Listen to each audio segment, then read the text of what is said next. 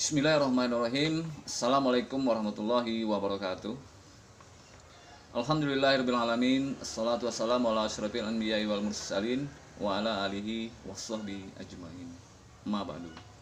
Yang sama-sama kita hormati dosen manajemen sumber daya manusia Universitas Lancang Kuning Bapak Muhammad Rashid Abdillah SE MM PhD serta rekan-rekan mahasiswa yang berbahagia. Syukur kita kepada Allah dengan ucapan Alhamdulillahirrahmanirrahim. Berselawat kita kepada Nabi dengan ucapan Allahumma sholli ala Sayyidina Muhammad wa ala ali Sayyidina Muhammad. Pada kesempatan yang berbahagia ini, kita semuanya masih diberikan kesempatan dan kesehatan oleh Allah Subhanahu wa taala sehingga kita masih bisa melaksanakan aktivitas kita sehari-hari, yang salah satunya kita bisa melaksanakan tugas mata kuliah sumber daya manusia dengan dosen pembimbing Bapak Rashid Abdillah SE MM PhD. Baiklah, kami dari kelompok 4 yang beranggotakan 4 orang yang terdiri dari Sapri, Abdillah Hatta, Nurmadin, dan saya sendiri, Dedi. Kami telah membahas dan berdiskusi tentang developing effectiveness in human resources, pelatihan dan pengembangan. Adapun hasil diskusi kami ini akan dibacakan oleh rekan-rekan dari kelompok kami. Yang pertama akan dibacakan oleh saudara Nurmadin. Kepadanya kami persilakan. Bismillahirrahmanirrahim. Assalamualaikum warahmatullahi wabarakatuh. Yang saya hormati Bapak dosen Muhammad Rashid Abdillah SE MM PhD, kawan-kawan semuanya yang berbahagia. Baiklah, dalam kesempatan ini kami dari kelompok 4, saya akan coba membaca hasil dari ringkasan kelompok kami, yaitu pertama pelatihan dan pengembangan atau pengembangan efektivitas sumber daya manusia, yaitu pelatihan dan pengembangan. Pelatihan di tempat kerja dulu agak seperti kotak. Ini berfokus pada mengajar karyawan untuk melakukan aktivitas tertentu, mengoperasikan mesin, memproses pekerjaan dan sebagainya. Namun karena tempat kerja telah bergeser dari tenaga kerja sentuh menjadi pekerjaan berpengetahuan. Bab 1, fokus pelatihan juga telah bergeser. Perusahaan menyadari pekerjaan itu tidak hanya membutuhkan pengetahuan operasional, tetapi juga keahlian kerja yang unggul, pengetahuan tentang tren persaingan industri dan teknologi, dan kemampuan untuk terus belajar dan memanfaatkan informasi baru. Karakteristik ini membantu organisasi beradaptasi dan berinovasi dengan lebih baik untuk bersaing jauh lebih efektif dalam dunia bisnis global yang bergerak cepat saat ini. Karena pelatihan memainkan peran sentral dalam memelihara, memperkuat dan memperluas kemampuan perusahaan. Dengan cara ini telah menjadi bagian dari tulang punggung manajemen strategis. 1. Lingkup pelatihan. Banyak karyawan baru dilengkapi dengan sebagian besar pengetahuan, keterampilan, dan kemampuan diperlukan untuk mulai bekerja. Yang lain membutuhkan pelatihan ekstensif sebelum mereka siap membuatnya. diperlukan untuk mulai bekerja, yang lain membutuhkan pelatihan ekstensif sebelum mereka siap membuatnya.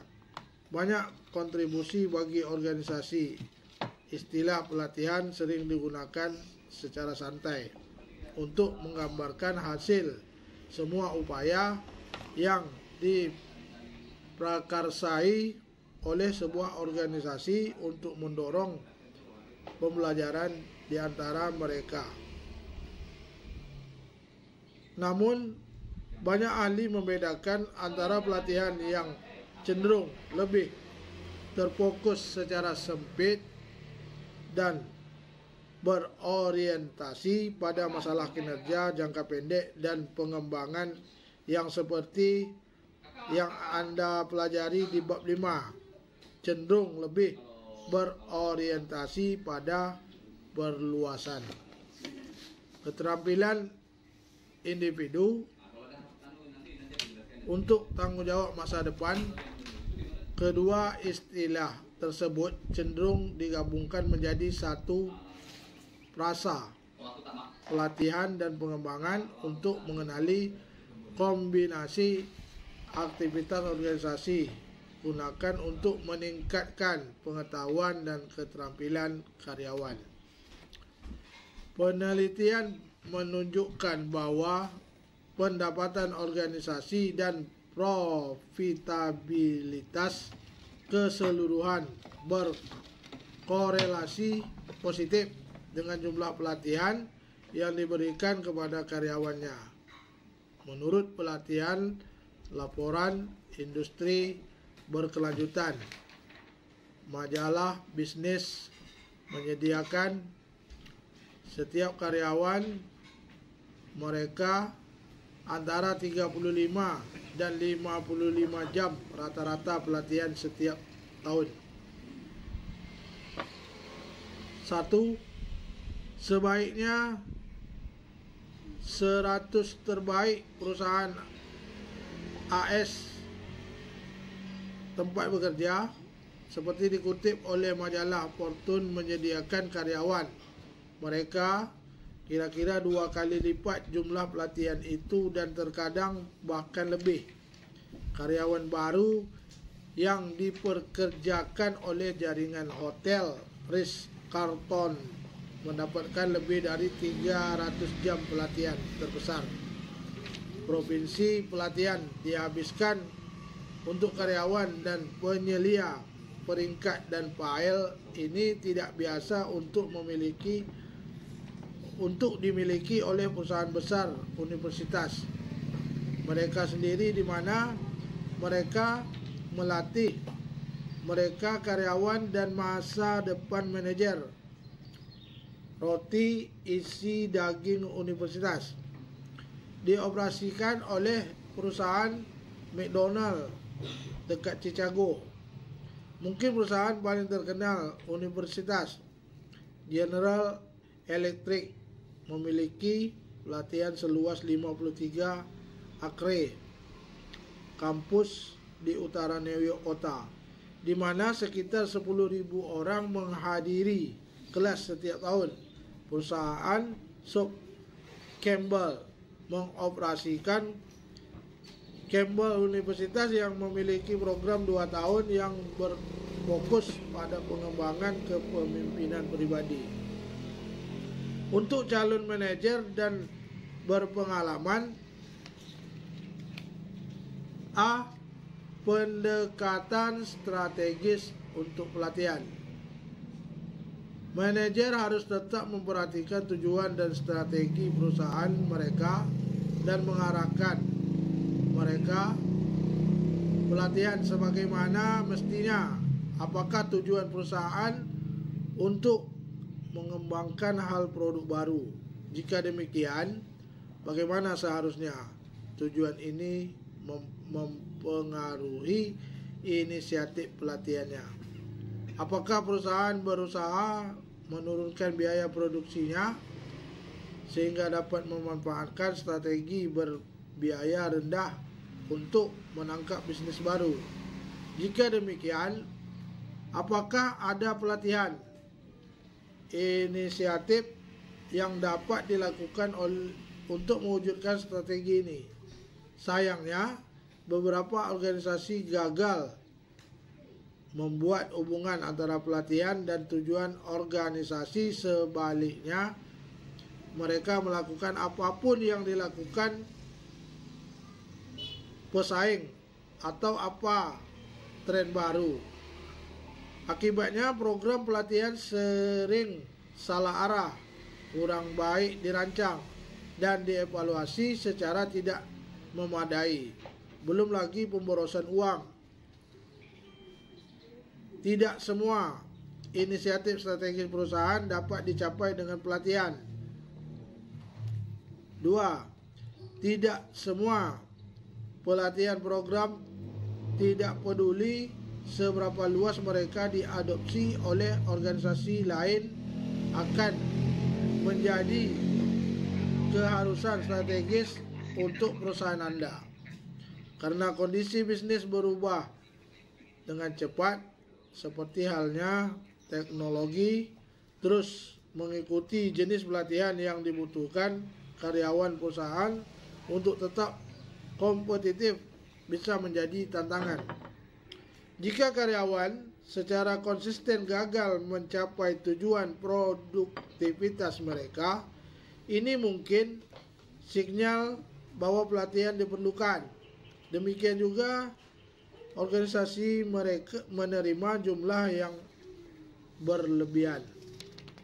Keluhan pelanggan ini juga mungkin menyarankan pelatihan perusahaan tidak memadai. Lebih besar, perusahaan biasanya memiliki Chief Learning Officer yang merupakan eksekutif tingkat tinggi yang bertanggung jawab untuk memastikan pelatihan perusahaan tepat waktu, dirancang dengan baik, dan berfokus pada perusahaan.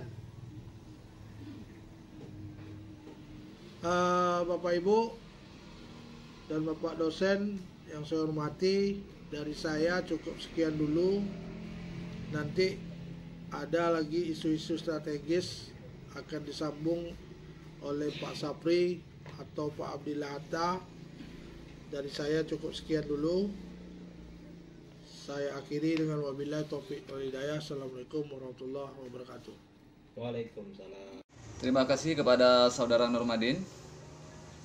Untuk pembahasan berikutnya akan dijelaskan oleh Saudara Sapri. Kepadanya kami persilakan.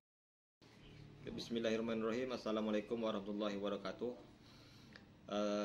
Selamat sore kepada Pak dosen pembimbing, yaitu Bapak Muhammad Rashid Abdillah, SMA PhD, dan rekan-rekan semuanya. Baiklah, kami dari kelompok 4 akan membahas tentang materi yaitu Developing Effectiveness in Human Resources Part 2, yaitu pengembangan atau mengembangkan aktivitas sumber daya manusia. Satu, melakukan kebutuhan. Adapun melakukan kebutuhan yaitu pertama, penilaian. Jika Anda memiliki atau mengelola bisnis, bagaimana Anda mengetahui jenis pelatihan apa yang Anda miliki? Itu kebutuhan karyawan dan berapa banyak. Berikut ini adalah beberapa jenis yang paling umum pelatihan karyawan diberikan keterampilan keras, yaitu mengacu pada keterampilan nyata dan dapat diajarkan. Diperlukan untuk melakukan suatu pekerjaan, belajar mengoperasi mesin, mengoperasikan mesin adalah contohnya soft skill. Mengacu pada keterampilan subjektif yang lebih sulit diukur, membutuhkan lebih banyak kebijaksanaan atau penilaian, tetapi sama berharganya di tempat kerja. Bekerja sama dengan baik dengan orang lain adalah contoh dari A, keterampilan lunak. Yang kedua, pelatihan hard skill, yaitu pelatihan di tempat kerja untuk karyawan baru, dan pelatihan keterampilan dasar, pelatihan penganggaran dan akuntansi, pelatihan pengoperasian mesin, pelatihan IT, pelatihan layanan pelanggan, pelatihan kepatuhan atau peraturan. Kemudian pelatihan soft skill, pelatihan etika, pelatihan keberagaman, pelatihan kepemimpinan, pelatihan komunikasi, pelatihan tim, pelatihan manajemen waktu, pelatihan keterampilan antar pribadi. Analisis organisasi. Analisis organisasi adalah pemeriksaan lingkungan perusahaan, tujuan, strategi, kinerja, dan sumber daya untuk menentukan pelatihan yang harus dilakukan. Untuk tujuan ini, personel sumber daya manusia biasanya mengumpulkan data seperti informasi tentang kualitas perusahaan, barang, atau jasa. Ketidakhadirannya perputaran dan jumlah kecelakaan, ketersediaan pengganti, potensi, dan waktu yang dibutuhkan untuk melatih mereka adalah faktor penting dalam analisis organisasi. Masalah lain termasuk perubahan teknologi, inovasi, globalisasi, peningkatan kualitas dan proses, merger dan akuisisi, dan restrukturisasi. Semuanya diantaranya memerlukan pelatihan. Mengapa? Karena mereka sering membutuhkan karyawan dan manajer untuk mengambil peran dan tanggung jawab baru, menyesuaikan diri dengan budaya dan cara baru. Melakukan bisnis, masalah kebijakan ekonomi dan publik juga mempengaruhi kebutuhan pelatihan perusahaan untuk, misalnya, serangan teroris dan dunia maya terus mengubah pelatihan di bandara dan kebutuhan pekerja penerbangan serta polisi, karyawan IT dan transportasi, tenaga nuklir, karyawan pabrik, dan bahkan staf keamanan di taman hiburan.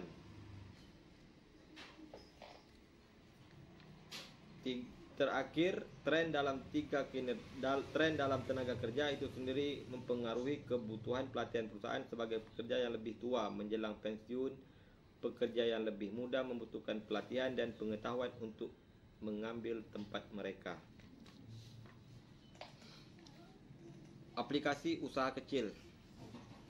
Paduan bisnis kecil untuk menilai kebutuhan penilaian dengan cepat, melakukan pemindaian lingkungan, lakukan pemindaian internal, mengumpulkan data organisasi, kembangkan rencana, memanfaatkan program pemerintah negara, bagian, dan lokal.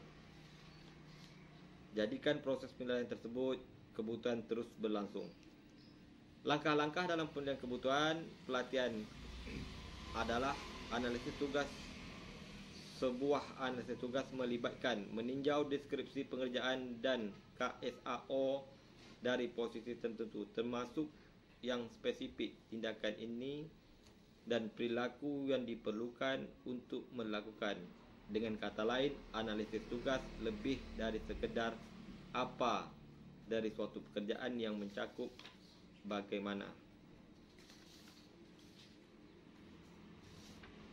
3. Fase 2. Merancang program pelatihan. A. Mengembangkan tujuan instruksi. Setelah melakukan analisis organisasi, tugas dan orang manajer harus memiliki lebih banyak gambaran lengkap tentang kebutuhan pelatihan perusahaan mereka. Berdasarkan informasi ini, mereka bisa lebih formal menyatakan hasil pelatihan yang diinginkan melalui tujuan instruksional tertulis yang digambarkan keterampilan dan pengetahuan yang akan diperoleh dan atau sikap yang akan diubah. Itu tujuan pembelajaran pada bab ini. Contoh tujuan instruksional. Penilaian kompetensi untuk jabatan manajerial. Untuk setiap item, pilih nomor yang paling menggambarkan karakteristik manajer. Untuk itu tidak perlu untuk item yang tidak berlaku, pilih NA atau tidak berlaku. Untuk item yang pengamatan bukti dokumentasi kurang memadai, pilih DK.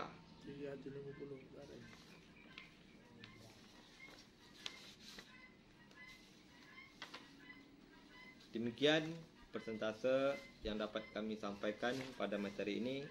Lebih dan kurang saya mohon maaf, adapun penyampaian selanjutnya akan disampaikan oleh rekan kami Abdillah Hatta. Dan saya cukup sekian dulu. Wabillahi taufiq wa hidayah. Assalamualaikum warahmatullahi wabarakatuh. Salam. Terima kasih kepada Saudara Sapri. Untuk pembahasan berikutnya lagi akan dibacakan oleh Saudara Abdillah Hatta. Padanya kami persilakan. Assalamualaikum warahmatullahi taala wabarakatuh. Alhamdulillah, pada kesempatan ini kami dari kelompok 4 sudah membahas tentang developing activities in humus requisition, yaitu mengembangkan aktivitas sumber daya manusia. Yang terhormat pada Bapak dosen kita, Bapak Muhammad Rashid Abdillah, SE, MM, PD, PhD. Baik, kesempatan ini kami akan membahas yang sudah dibahas oleh beberapa kawan kami, pertama yaitu Bapak Nur Hamadin, yang kedua Pak Sapri, yang ketiga saya sendiri. Saya akan membahas yaitu tentang chapter 8 manajemen kinerja. Manajemen kinerja, sistem manajemen kinerja. Kami telah membahas beberapa cara agar kita sebagai manajer dapat memperoleh karyawan terbaik dan melatih serta mengembangkan mereka. Tapi bagaimana kita tahu jika usaha kita benar-benar membuahkan hasil dalam kontribusi karyawan begitu mereka bekerja? Manajemen kinerja adalah proses menciptakan lingkungan kerja di mana orang yang melakukan yang terbaik dari kemampuan mereka untuk memenuhi tujuan perusahaan. Ini adalah keseluruhan sistem kerja yang mengalir dari tujuan perusahaan. Lanjut ke tinjauan kinerja. Tinjauan kinerja adalah hasil dari proses di mana seseorang manajer mengevaluasi kinerja karyawan yang relatif terhadap persyaratan pekerjanya. Tujuannya yang ditetapkan dengan manajernya, dan kemudian menggunakan informasi tersebut untuk menunjukkan kepada orang tersebut di mana perbaikan dapat dilakukan bagaimana. Tinjauan adalah alat yang dapat kita gunakan organisasi untuk mengembangkan karyawan. Tinjauan kinerja juga disebut sebagai penilaian kinerja dan evaluasi kinerja. Tujuan manajemen kinerja. Tujuan pembangunan. Sistem manajemen kinerja memberi manajemen kerangka kerja konkret yang dapat mereka guna untuk memperkumpulkan informasi tentang kinerja karyawan, memberikan mereka umpan balik, dan mendiskusikan tujuan mereka dengan bagaimana mereka menyelaraskan dengan tujuan organisasi tersebut. Tujuannya adalah membangun kekuatan seseorang, menghilangkan potensi kelemahan, dan menunjukkan kadernya serta meningkatkan kinerja berorganisasi tersebut. Dengan mengembangkan pendekatan pengembangan untuk proses manajemen kinerja, manajemen membantu karyawan memahami bahawa umpan balik yang mereka peroleh dirancang untuk meningkatkan kompetensi masa depan mereka dan memajukan karier mereka, dan tidak dilakukan hanya untuk penilaian mereka. Contoh, kita merupakan contoh perusahaan seperti perusahaan GE Microsoft, yaitu salah satu organisasi yang telah mendesainkan program manajemen kinerja mereka untuk lebih fokus pada umpan balik, dukungan mengembangkan dan mempelajarkan karyawan yang berkelanjutan. Idenya tu adalah messenger, peran sebagai dari hakim menjadi salah satu pelatih. Itulah tujuan perusahaan yang kita contoh tadi. Selanjut, mengembangkan sistem manajemen kinerja yang efektif. Departemen Sumber Daya Manusia, perusahaan biasanya memiliki tanggungjawab untuk mengawasi dan mengkoordinasi sistem manajemen kinerja. Namun, manajemen dari Departemen Organisasi Perusahaan juga harus terlibat secara aktif. Terutama kita datang untuk membantu menetapkan tujuan program, memastikan mereka selaras dengan tujuan strategi perusahaan, dan itu benar-benar mewujudkan upaya di tempat kerja. Sistem manajemen kinerja ketika mereka memiliki kesempatan untuk berpartisipasi dalam pengembangannya. Meminta karyawan berpengalaman untuk membantu mengidentifikasi perilaku kerja yang penting dan sasarannya SMART, juga membantu memastikan sistem perhitungan semua tugas yang dilakukan oleh organisasi, terutama saat terjadi perubahan besar di perusahaan dan di pekerjanya lah. Masuk ke standar. Apa standar kinerja? Standar kinerja harus didasarkan pada persyaratan terkait. Pekerjaan yang berasal dari analisis pekerjaan dan tercermin dalam deskripsi pekerjaan dan sertifikasi pekerjaan karyawan. Menetapkan tujuan SMART bisa sangat membantu tujuan tersebut. Itulah standar kinerja. Masuk ke tujuan SMART. Tujuan SMART adalah tujuan yang sertifikat, terukur, dapat dicapai, realistis dan berbasis waktu. Oleh karena itu disingkat SMART, dimasukkan dengan SMART tujuannya. Standar kinerja yang realistis dan sertifikasi yang benar-benar dapat dicapai dalam jangka waktu tertentu. Contoh dan misalnya, kemampuan dan kemampuan kita untuk menangani pesanan pelanggan bukanlah standar kinerja yang baik, karena itu semua pesanan pelanggan yang akan dipenuhi dalam waktu 4 jam dengan tingkat akurasi 98% lah. Ketika standar dinyatakan dalam istilah sertifikasi dan terukur, membandingkan kinerja karyawan dengan akan menghasilkan umpan balik yang lebih akurat. Tujuan utama adalah untuk menciptakan tujuan efektif yang akan bekerja untuk karyawannya tersebut.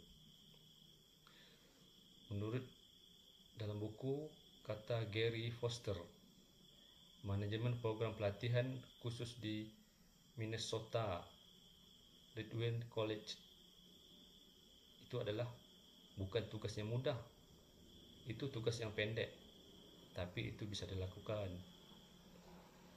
Referensi strategi. Kita masuk ke chapter 9, pengelolaan kompetensi. Apa itu kompetensi? Kompetensi terdiri dari 3 komponen, terutama 1.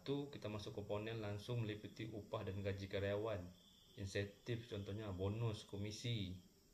2. Kompensasi tidak langsung terdiri dari manfaat yang lebih dari pemberi pekerja. 3. Kompetensi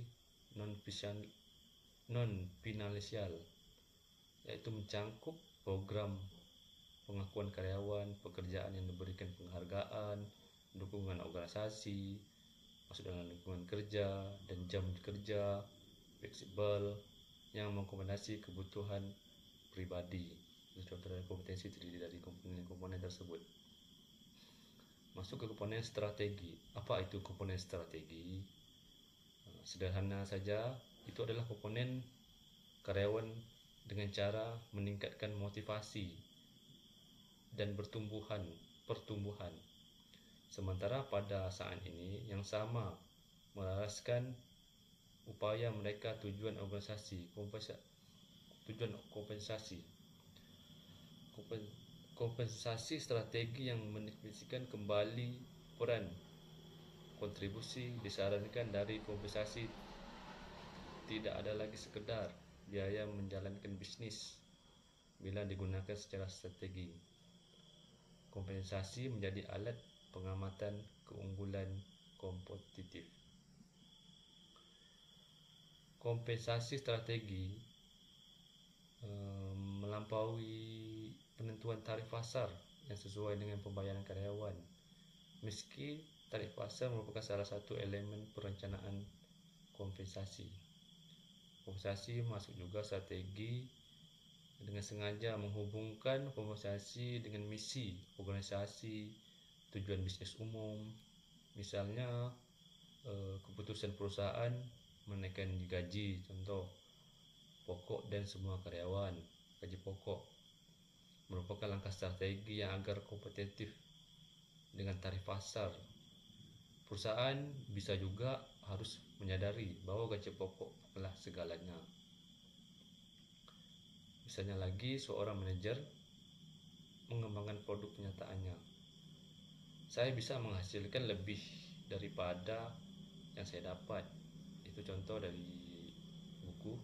Tetapi saya memiliki dengan fleksibel untuk mengembangkan dan bekerja pada produk baru yang menarik, dapat plus lagi, di mana lagi bisa mendapatkan koki, makan siang, makan malam, kapanpun Anda mau. Itulah contohnya. Dalam hal ini tidak hanya menerapkan strategi kompensasi dengan strategi pasar internal, tapi juga menerapkan dengan keinginan yang menjadi perusahaan fleksibel dan inovatif yang memanfaatkan kreativitas masyarakat. Mengomentari pentingnya kreativitas masyarakat untuk berhasil menguasai sertifikasi, Gerald Lefron dan Elizad, perusahaan di seluruh ekonomi telah memulai memikirkan kembang sistem kompensasi mereka untuk mencari keunggulan kompetitif. Sekian, terima kasih dari saya, Abdillah Hatta. Lebih kurang saya mohon maaf yang sebesar-besarnya. Kembali kepada moderator Bapak Dedi. Terima kasih bersama saya. Wabillahi taufiq wal hidayah. Assalamualaikum warahmatullahi ta'ala wabarakatuh. Terima kasih kepada saudara Abdillah Hatta. Demikianlah diskusi kami. Dari penjelasan rekan-rekan kami tadi, dapat kita sama-sama tarik kesimpulan bahwa dalam mengembangkan efektivitas sumber daya manusia sangat diperlukan pelatihan dan pengembangan. Karena kita akan mempelajari aspek strategisnya, penilaian, faktor-faktor yang perlu diperhatikan, metode dan efektivitas. Ini sangat penting sebagai modal kita untuk berinovasi dan bersaing jauh lebih efektif. Karena pelatihan memainkan peran sentral dalam memelihara, memperkuat, dan memperluas kemampuan. Kesempurnaan hanya milik Allah, kekurangan tentu banyak pada kami. Kami akhiri, wabillahi taufiq wal hidayah. Assalamualaikum warahmatullahi wabarakatuh.